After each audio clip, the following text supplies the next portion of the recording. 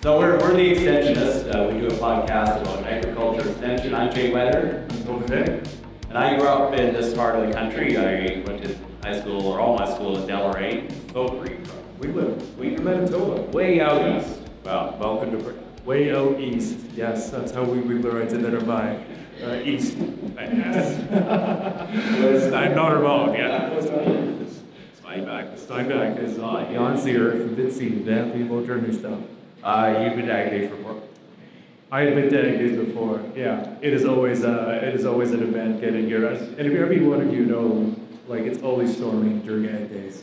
There's so many stories of getting here. It's staff from Manitoba Pulses, soybean growers, and coming in and managing their booth, and like having to drive with my hazards on for 2.5 hours to get here, and then driving back. And I was telling Jay, I was gonna say it's almost a little bit like triggering to come to PTSD a bit with all the driving and storms, but I also want to be sensitive to. My experience, something that's so different from nothing that I get to say what parents does.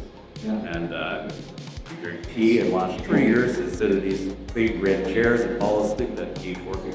That sounds wonderful. It is wonderful. Yeah. And I like Ag Days.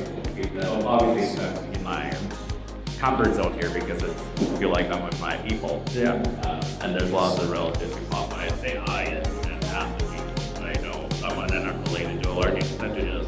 So before we get into that, I don't think anybody here knows who you are, Jay. So why don't you introduce yourself? I'm Whetter. I'm from Toban and Manitoba. Partly Dan, actually, if people know where Dan is, and I think some people in this room probably too. There we go. Perfect. That's the first time I've ever had a coffee. You know, I noticed the Ag Days crowd is a little bit quiet this year. There's not a lot of Q&A, so it's great to get some feedback from the audience. Thank you. Tell me again, Toban. I'm Toban and Dez. I'm a farmer from southern Manitoba, the Wheeler area.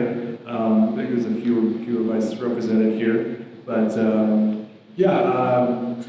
long time communicator. Worked in the ag space for a long time with various commodity groups, and now do a podcast for one of my own communications company, Forest Group, which produces this podcast, which Jay introduced earlier. Because you don't know if Mike was on, but the podcast is really focused around kind of taking complex ideas and the people behind these complex ideas and sharing them with you. So the tagline is conversations with great thinkers in agriculture, and the idea is how we can all extend important information better. And so that's our. And when you asked me about me, you wanted me to describe not what I did on a daily basis. By chosen things. So I just did my work propaganda, which I'm obviously quite proud of. So I work for the Control Council of Canada. That's my primary job. And Toban and I are working on a few projects, including some training. And then I just started a job with, I guess it's kind of a job, but I'm shadowing a class at the University of Manitoba School of Agriculture with second-year students there, and they're all coming tomorrow, weather permitting, to hang out at Ag Days. So I'll be with them. We should get on. That's absolutely all right. So we're going to introduce our guest, Dez Daniels. And Dez may be a familiar face for a lot of you who used to watch Great Tastes of Manitoba. And Dez actually grew up on a farm near Ituna, Saskatchewan. So we're going to talk about agriculture. We're going to talk about Great Tastes of Manitoba. We're not going to talk about food and also empathy, which is a kit that I want with regard to connecting with people before you try to talk to them about agriculture extension and agronomy. Dez, come on. Nice. Thank you. Thank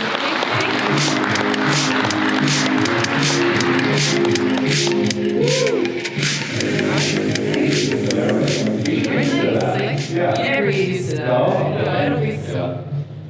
So how are you? How are things? How are we? We're doing well. Now that the mics are working? Yeah. How was your drive out?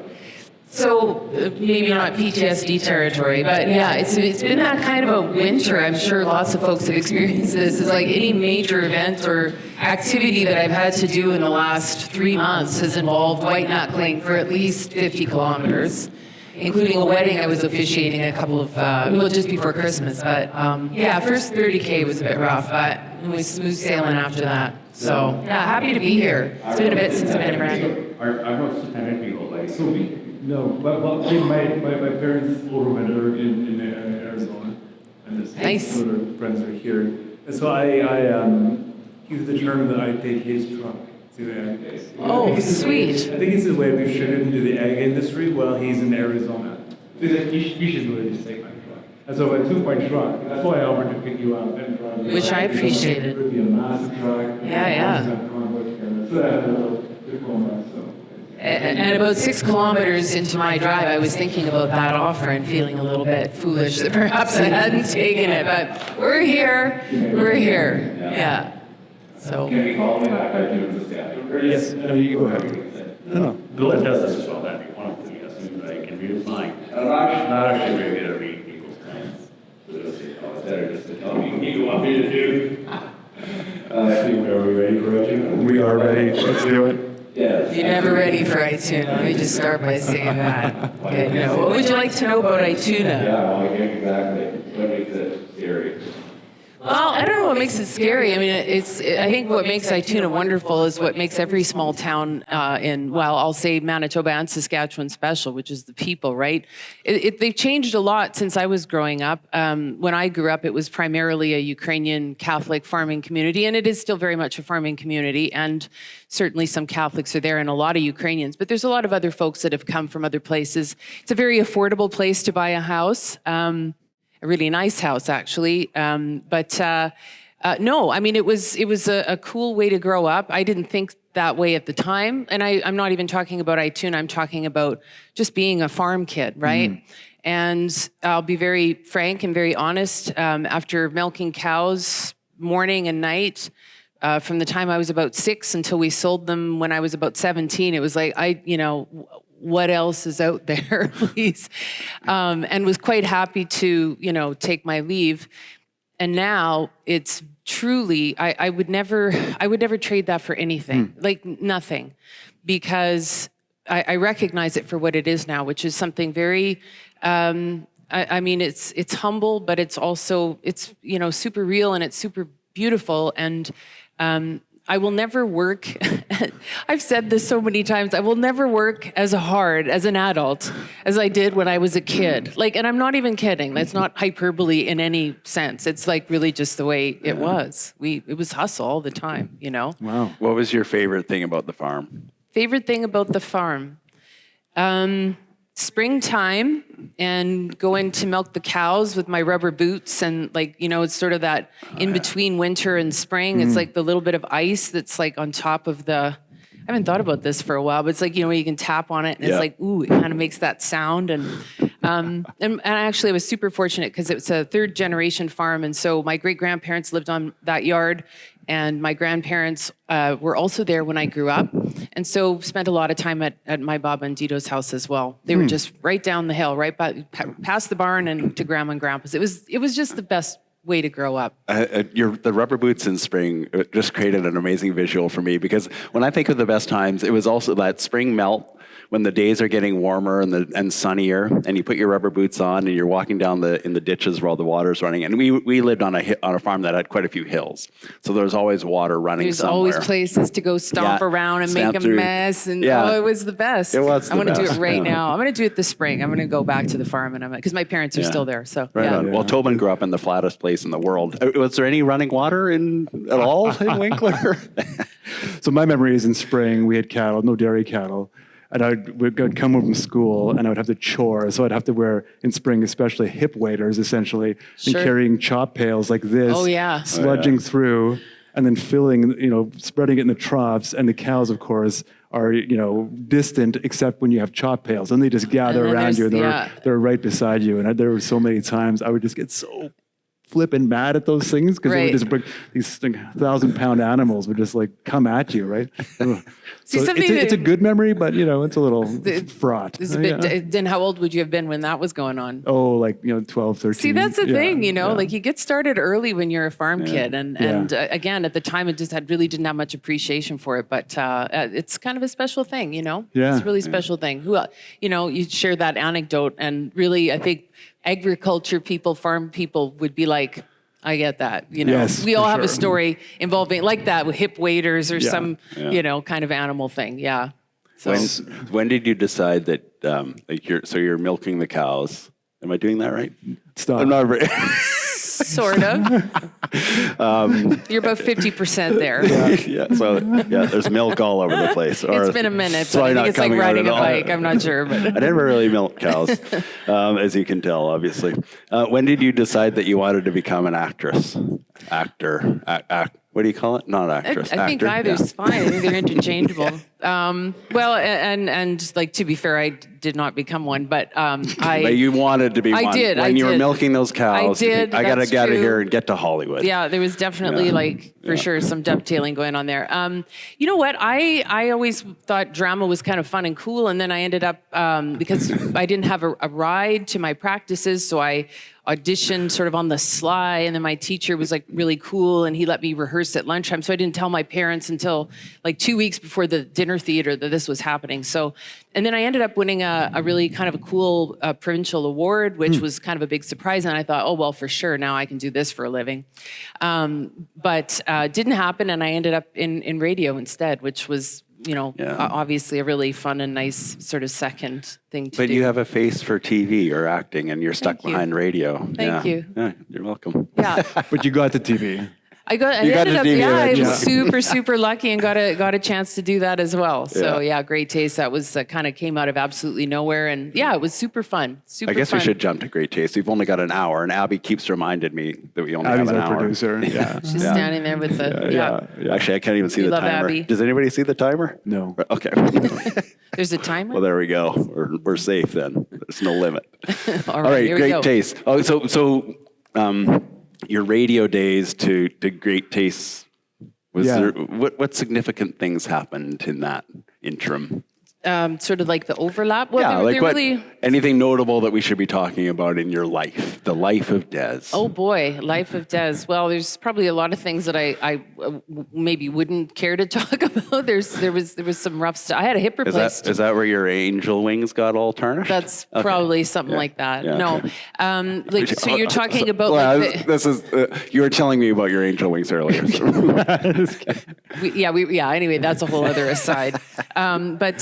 So the question is, was there like overlap between the radio and the TV thing, or was that kind of what you were going Yeah, for? or maybe just kind of walk us through that trajectory of like, getting into radio and then that move to TV. Sure. Yeah. So I was doing radio for many years, a number of different stations in Winnipeg, and I'd also done some voiceover work as well, so commercial work. And so the company that produces Great Taste, called Frank Digital, they were looking for a host, and because I knew the folks from the voiceover work, they said, "Would you be interested in auditioning?" And they never had a female host, and they were a little bit reticent about that because most of the commodity experts are women, and so they thought, well, maybe this is just too much estrogen. I'm not sure. Mind you, I come from the days in radio when we weren't allowed to play two female artists back to back. So that was a thing at one time.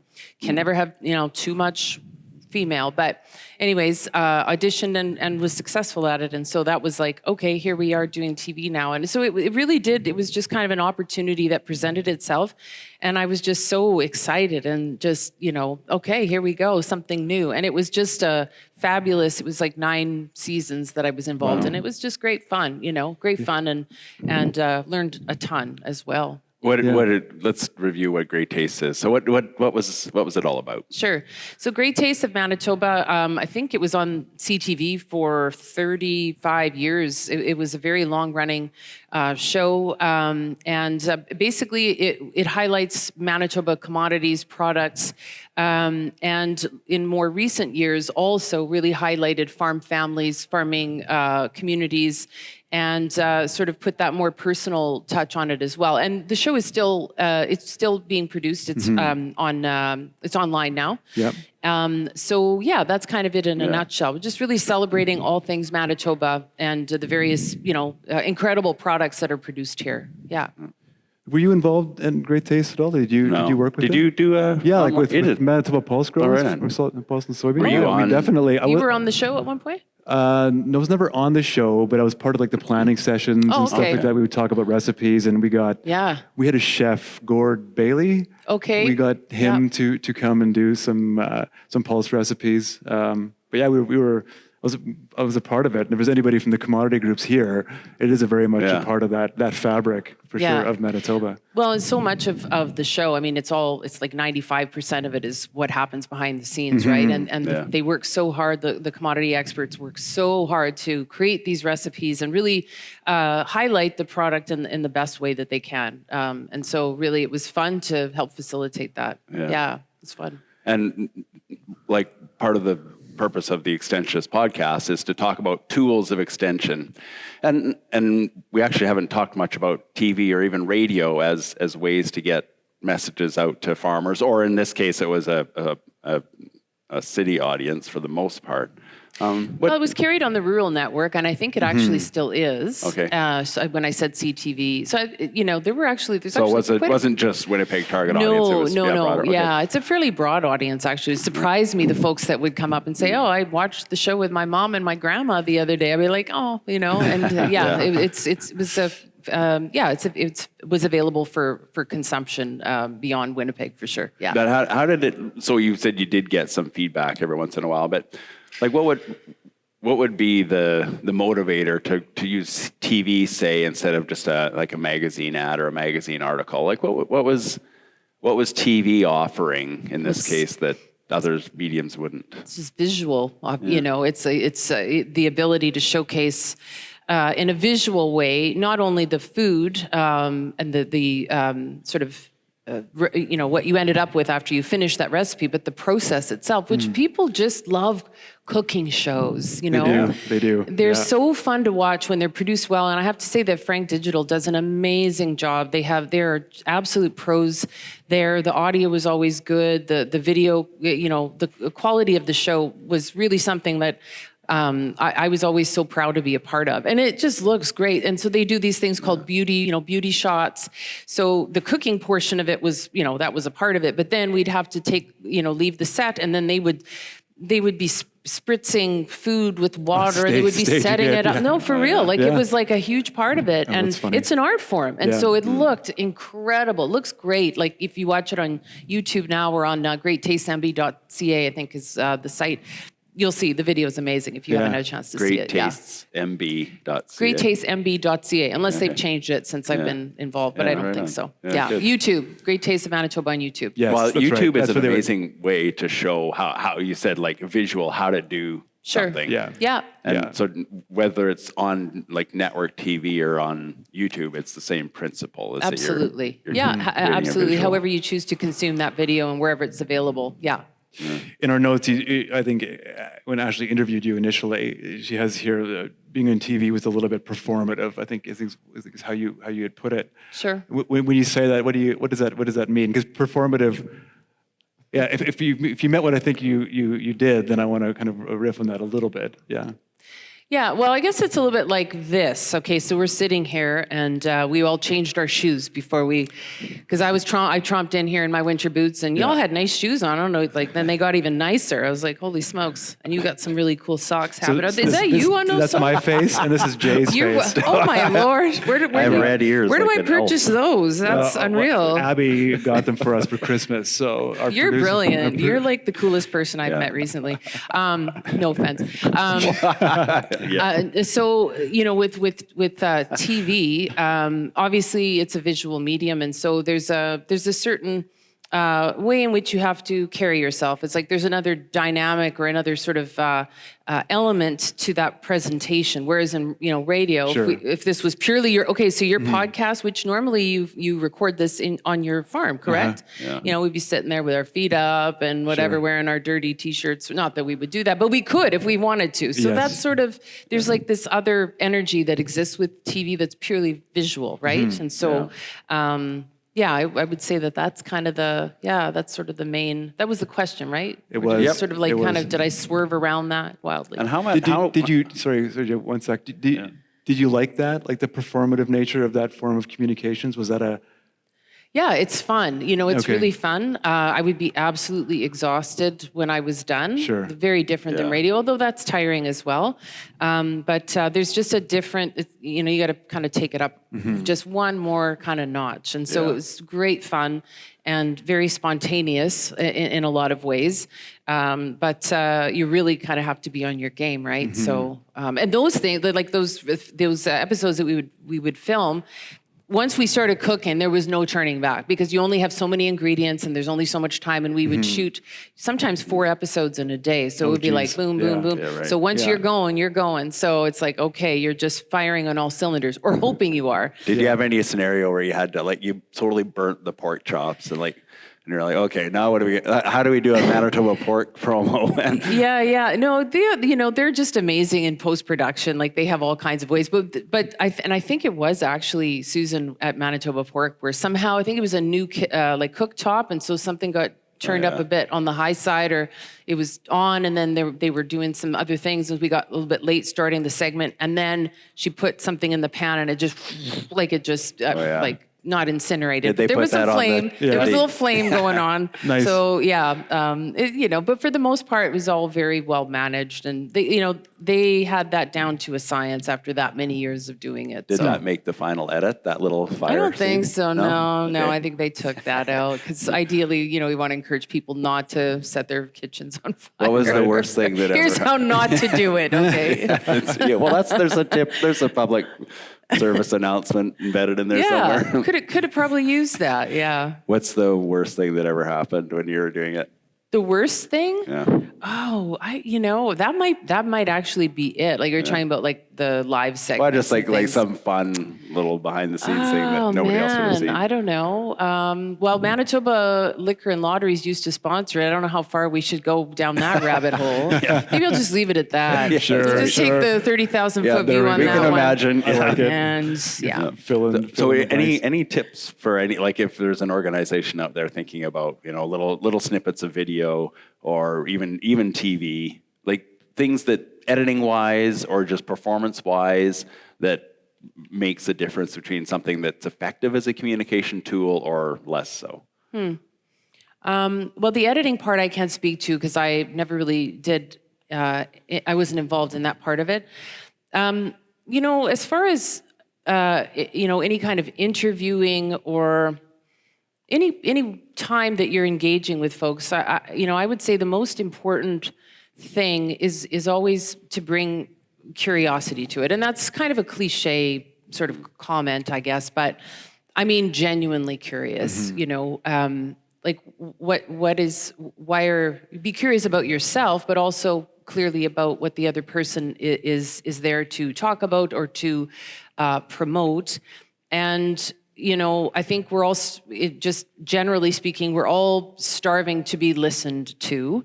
And I think that applies regardless of whether it's just a one-on-one conversation in what I'll refer to as real life, or if you're having a conversation, for media purposes or for video or whatever it happens to be.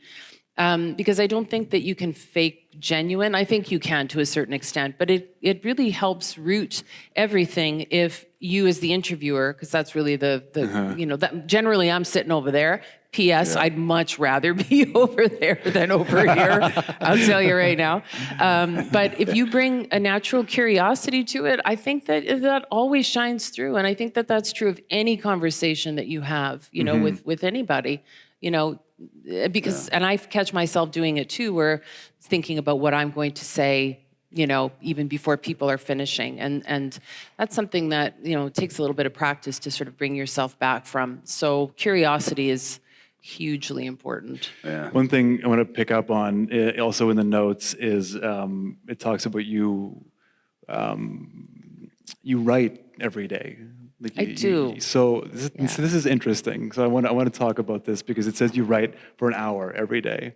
I do. Right? So years ago, like many, many moons, decades ago, when I decided I wanted to be a writer, and that was my entry into ag communications, was in writing, I did the same thing. I said I would sit down and I would write for 1 hour every day. Really? I did that for many, many, many years, probably 10.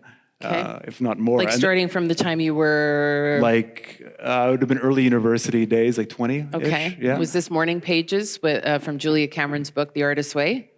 Oh, it might have been. Curious? It might have been. That's 'cause where I learned about it. It was it, from a but- book. It was from a Okay, book, and I okay. remember I was just going to decide. I was just going to do it. I was going to become a better writer. And I still come back to that every once in a while, like to kind of reintroduce that routine. And I know Jay hears me talk about this all the time, how important those routines are, and how important we think of communications. And I think a lot of people might not be able to identify with communications necessarily, but a lot of people in this audience maybe are dealing with farm transitions, and communications is so important between the exiting generation and the upcoming one. It's kind of everything. These are things, and how important it is to practice that. So, yeah, that right away resonated with me. I'm like, it's very interesting, as I haven't heard of anyone else who actually does the 1 hour thing. Okay, And yeah. yeah, so you still do it. I do, yeah, and there's kind of different reasons. I would say the predominant reason is it just helps me kind of, I sort of like when I wake up in the morning. Sometimes I know that this is true of other folks, and there's kind of some science behind it. I don't know what it is, but I think your cortisol rises in the morning when you wake up. And so I sometimes feel like a little bit of low-grade anxiety when I wake up in the morning. I don't know where that comes from. It's always kind of been like that.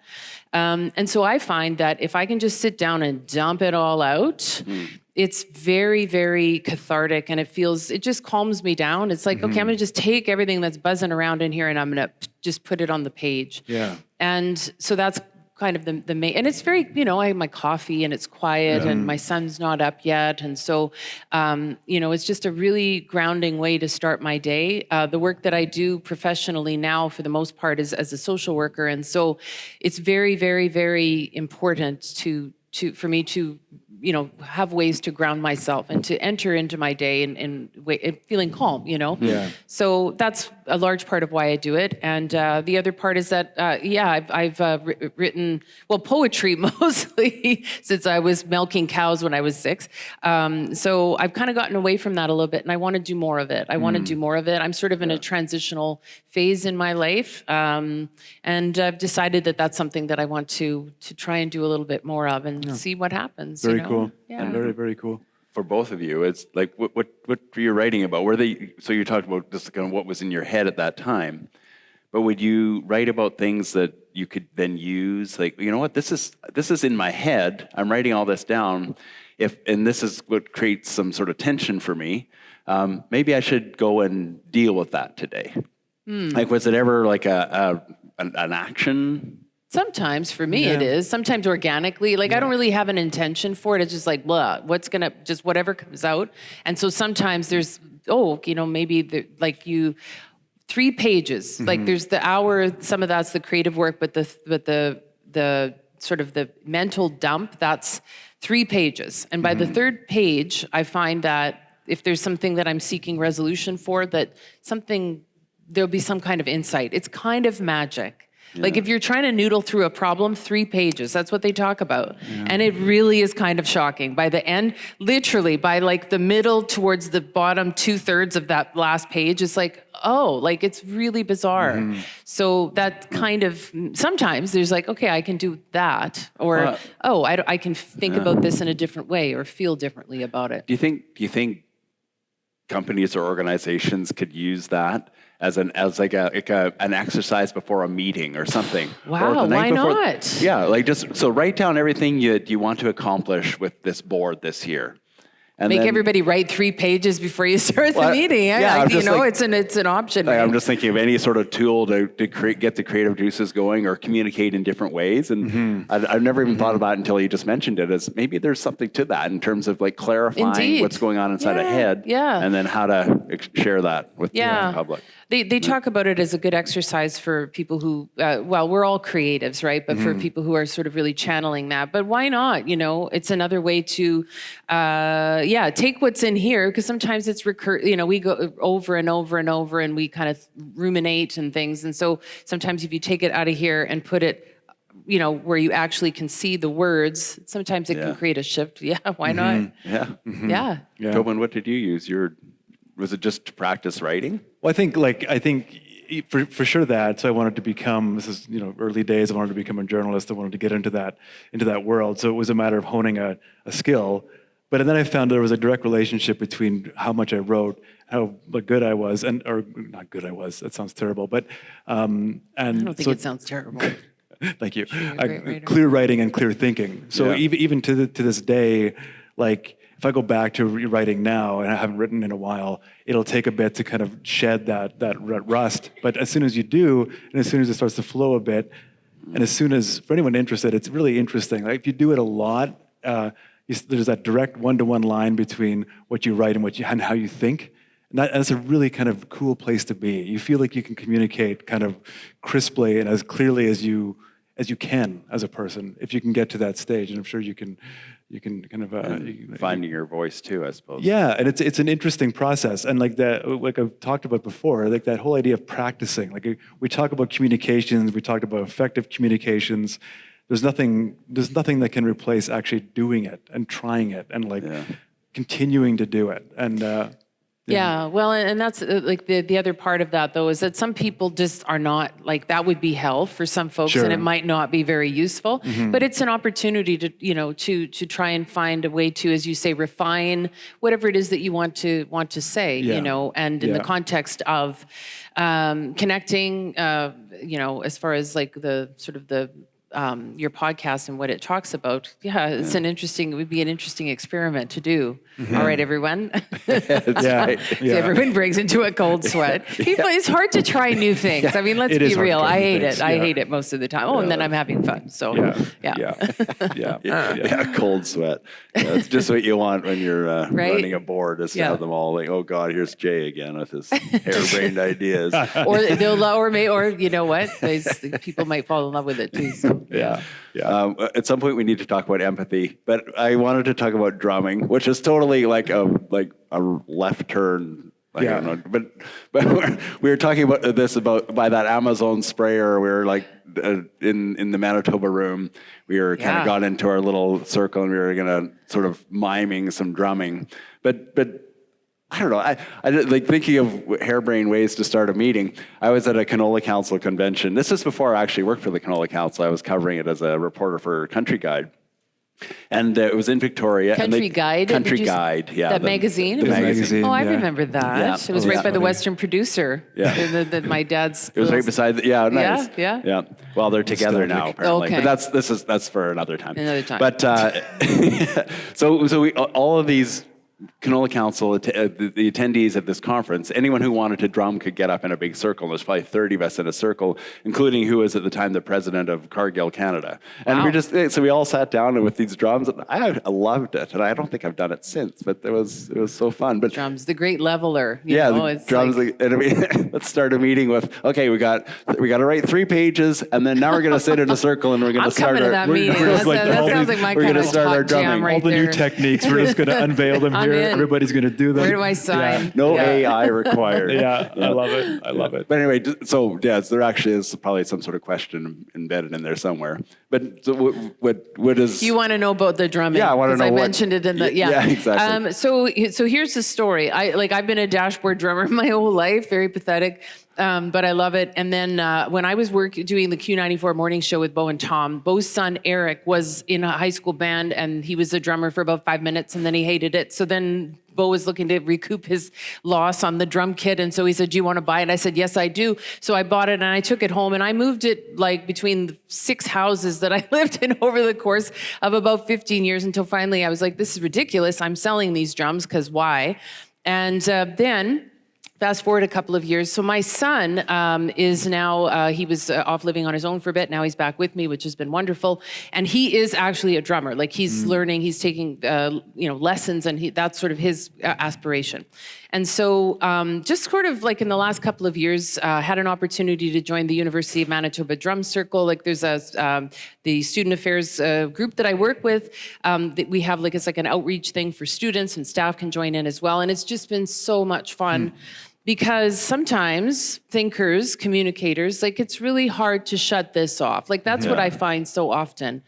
And with drumming, it's like you can literally just shut that off and it feels wonderful. It's like running or something. It's very physical, obviously. It's primal. And so I've enjoyed that very much. And actually, I'm starting drum lessons on Monday. Oh, nice. That's awesome. With my You want son's to give us a teacher. little sample on your knee? Well, it was funny because when your theme music was on, I was like, oh yeah, it's like, you know. So no, maybe next year or at some year. That'll be hence, Ag Days. Yeah, I'll bring my 2027. kit. Yeah, We'll there we rock go. out. Yeah, There we so I don't know. Does that answer the question that you almost asked? I'm not. Oh yeah, I'm just looking for an anecdote. Okay. All right. Check. Yeah, that's like, I know. Boom, boom. There you go. Yeah, some drumming finally. So you wanted to talk about empathy. Yeah. We have 14 minutes Oh, we have left. a timer. Good. Holy smokes. Yeah. Oh, there it So is. does that mean 8 minutes to talk about empathy, then 5 minutes to close? Yeah, you just got to get into Okay, it. right on. Yeah, perfect. Oh, you can blow through empathy in like 5 minutes. Oh no yeah, problem. totally. So anyway, I never really thought about how important it is to. I mean, it seems obvious. You want to connect with a person before you deliver anything, really. Extension is about extending knowledge, right? So it's a new farm practice, some new research, some new technology, new technique.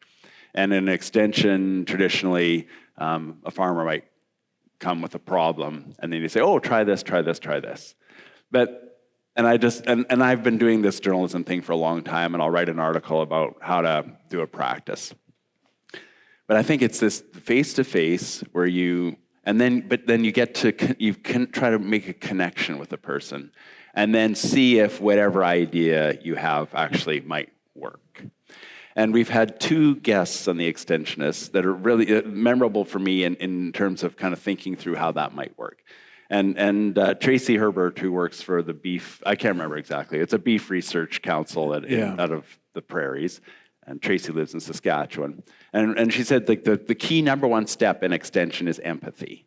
And it was the first, Okay. and this isn't a new thing for anyone involved in extension, but it was the first time I'd heard it put so succinctly. Right. Yeah. And, framed that and way. so I thought, wow, okay, yes. So we need to connect and then offer. And then the other person we had on this, and I'm kind of rambling a bit here, Toban, I'm sorry, but Jolanda Jensen from the Netherlands. Yeah, that was a good one. Yeah, wasn't that Yeah, good? yeah. And so Jolanda was talking about, just how to have that conversation about a practice, a new practice, or any sort of behavior change, and just kind of outlined those empathy steps. So I want to know for you, like, me and my 3-minute ramble here, like, what did that make you think of? Like, with someone trying to get something across to someone, or make, like, how do you start making that connection? Well, the work that I do now at the university, I work at the Sexual Violence Resource Center, and so we support folks who have been impacted by sexualized violence, and that can look a lot of different ways, gender-based violence. And so just through that lens, and my role there as a case manager is I'm often there to impart information and to support people who are looking to engage certain academic processes, so whether that's having grades removed from their transcript or whatever. But before any of that can happen, and I'll even maybe take it a step back yet. So there's empathy, but even before that, so I listened to one of your other podcasts with, I'm forgetting the gentleman's name. It was about mental health. Oh, Jerry Friesen. Yes. Yes. And so talking about, what do I do if somebody is struggling, or if I suspect somebody is struggling with, depression or anxiety, these kinds of things. And I was listening to the podcast and I was cleaning and I was like, you just have to listen, like you just have to sit. And so you did talk about that and talked, kind of about that. So it's really, as far as, I'm concerned, it's the energy that you bring. And people are sometimes really stressed about how do I help? What do I do? And of course, as humans, we want to, if we're helpers, we want to help our friends, we want to help, folks. But really, it's sometimes the best thing that you can do is help someone co-regulate just by showing up, and it's like we've referred to it as holding space. And so I'm really here with you right now, no matter what you say, no matter what you do. And to me, that's sort of the seed that empathy blooms from, right? It's like, because we're always so concerned about how do we fix, how do we do, how do we share? And that comes, like there's often opportunities for that to come. But it just, it's really just about like, I'm here with you right now. And no matter what happens, like, I'm with you, right? And so that's not exactly what you were talking about, but it's just like, the thing that I really took away from that was when listening to that podcast is just like, his pure desire to be helpful and further to that, just sometimes doing nothing is the best thing that you can do, right. and it sounds like it makes me so angry sometimes, but it's really, that's really the thing. It's just take that step back and just like, I'm here. I give you all of me right now, just the energy. And we co-regulate as human beings. If you're sitting with someone and you're genuinely calm and you're genuinely there, there's a co-regulation that happens automatically. It's quite astonishing, actually. There's all kinds of research on that. I think it's interesting, especially for a farming audience, and back to this transition planning. Like, so a lot of people will be in the throes of some form of it, where there's 2 generations working on a farm, and like that listening, that empathy thing is such a big part, and I see it time and time again. It's a huge challenge for a lot of farming operations, where one of the generations or one of the people involved is unable to have space for another person in their operation, right? And it's, it can be very top down. It can be very,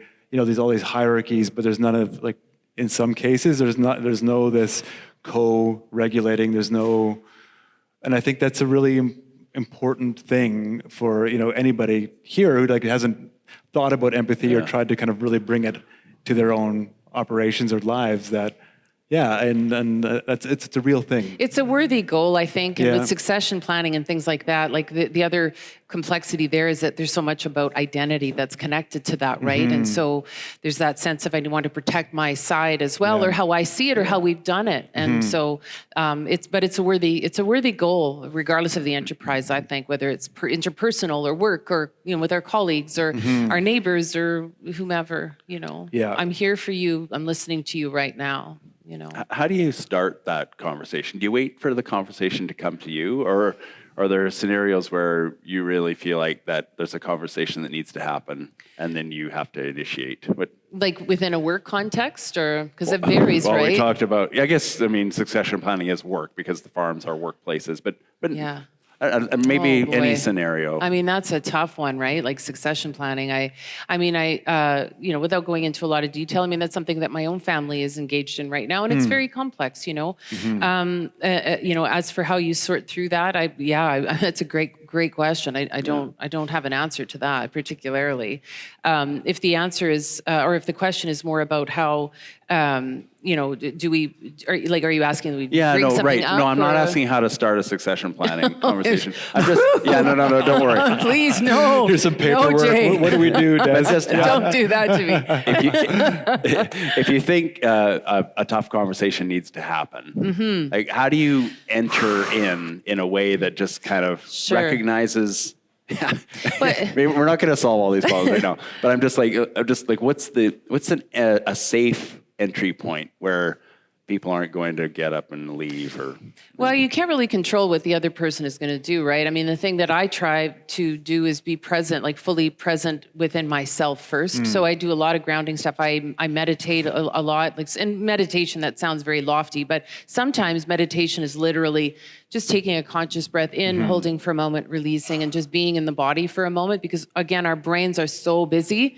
We can orient ourselves to our bodies. That's a great starting point. And then also, again, just to be curious, you know how you feel about things most often, but what does that person, what are they really thinking? Sometimes we make assumptions about what people want and what they're thinking and how they're feeling, but are they really thinking, feeling that, and so being curious and just, and there's always, I think sometimes, depending on that conversation too, there's a defensiveness or there's the desire to, I want to impart to you that this is the way to do things. Yeah. But is it really, Yeah. And ultimately you can't control how other people are going to respond. That's, that's really the tough thing in life generally, is like, wish we could control everybody's reactions to things. Please do what I want, everyone, all the time, I mean, I just think the thing about advice is that people don't necessarily want advice unless they ask for it. And maybe it's the same about imparting wisdom.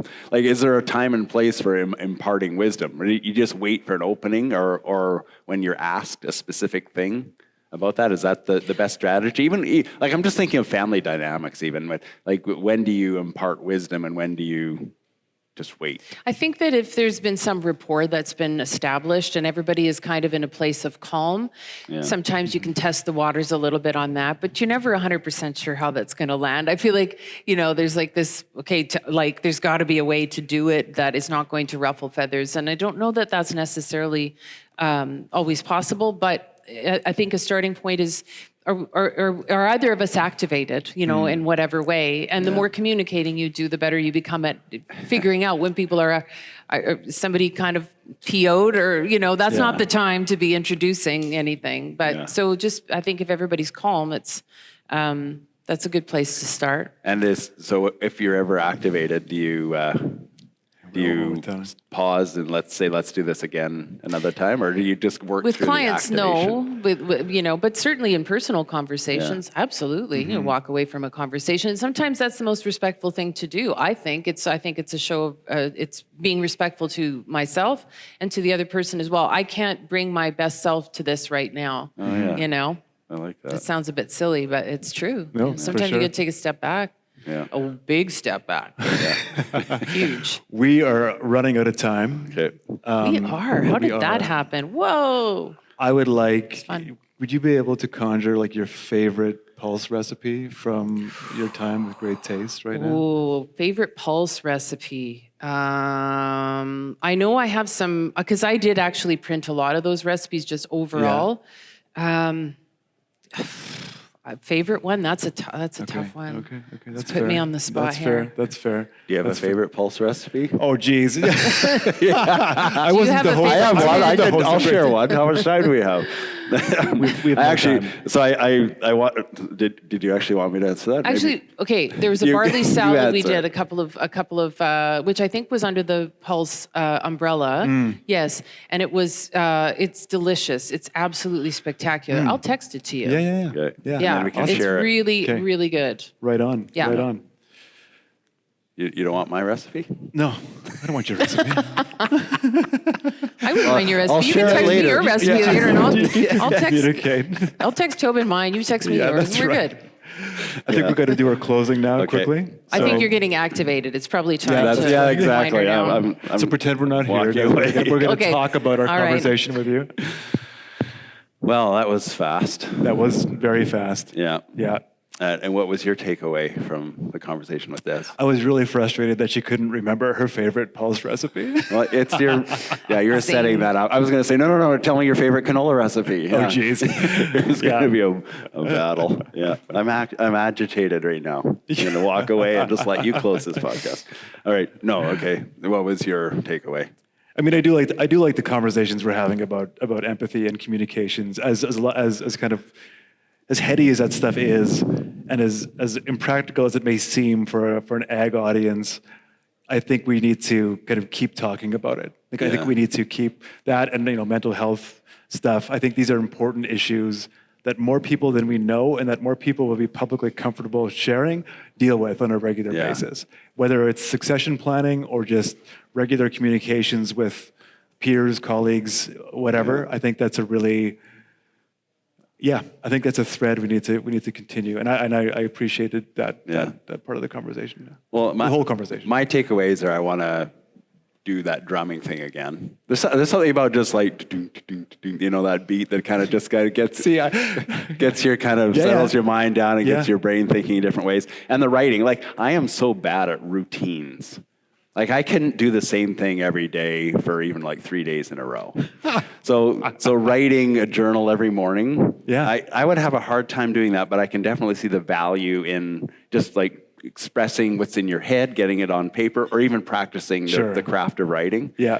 I don't know. I guess that's. You should try writing sometime, Jay. I guess that's why I'm doing a podcast and not writing articles. I guess so. Anyway, we should wrap. We should. It was a good. We are the Extensionists. I'm Jay Whetter. And I'm Toban Dyck. Until next time. This has been a Burr Forest Group production. We also want to thank the people working behind the scenes to make this podcast happen. Abby Wall is our producer and editor, Ashley Robinson is our coordinator, and Michelle Holden is our designer.